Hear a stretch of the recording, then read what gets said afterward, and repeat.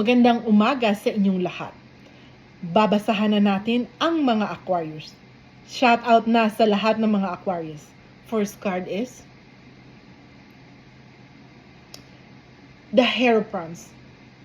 Ito ay sumisimbolo ng ating Panginoong Diyos. Ginagabayan ka ng ating Panginoong Diyos sa lahat ng ginagawa mong desisyon sa iyong buhay. Hindi ka pinapabayaan ng ating Panginoong Diyos. Nandyan siya sa lahat ng oras. Ginagabayan ka para matupad mo lahat ng mga pinapangarap mo sa iyong buhay. Pangalawang baraha.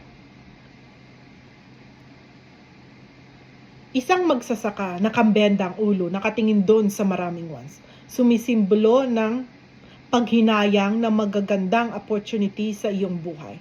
Marami ang nasayang dahil sa maling desisyon na iyong ginawa sa iyong buhay. Itong wands na ito ay hinahawakan mo. Iyong isang pangarap. Huwag kang mag-alala. Kung ano man ang nasayang sa iyong buhay, ano man ang nawala, kailangan mo na itong ilit ko. Dahil papalitan ito ng ating Panginoong Diyos ng katuparan ng mga pinapangarap mo sa iyong buhay. Kaya wahawa ka lang. Huwag kang bibitaw sa pangarap mo. Dahil ito ang susi para darating na ang blessing ng ating Panginoong Diyos. Sa panghuling baraha. Mula noon hanggang ngayon, punong-puno ka ng pagsapalaran sa iyong buhay.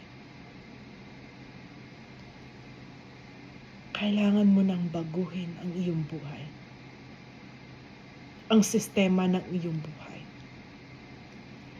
Para matupad mo lahat ng mga pangarap mo sa iyong buhay. Huwag mo nang hayaan na masayang ang magagandang opportunity. Kailangan mo nang baguhin ang iyong sistema. Mag-focus ka sa iyong pangarap para magkaroon ng katuparan. Dahil hindi ka pinapabayaan ng ating Panginoong Diyos. Nandito ang Panginoong Diyos. Gagabayan ka para matupad mo lahat ng iyong pinapangarap. Ang tanging Panginoong Diyos lang ang nagbibigay ng blessing sa atin. At nakita niya na nagsisisi ka sa lahat ng mga maling desisyon sa iyong buhay. Kaya ginagabayan ka na ng ating Panginoong Diyos.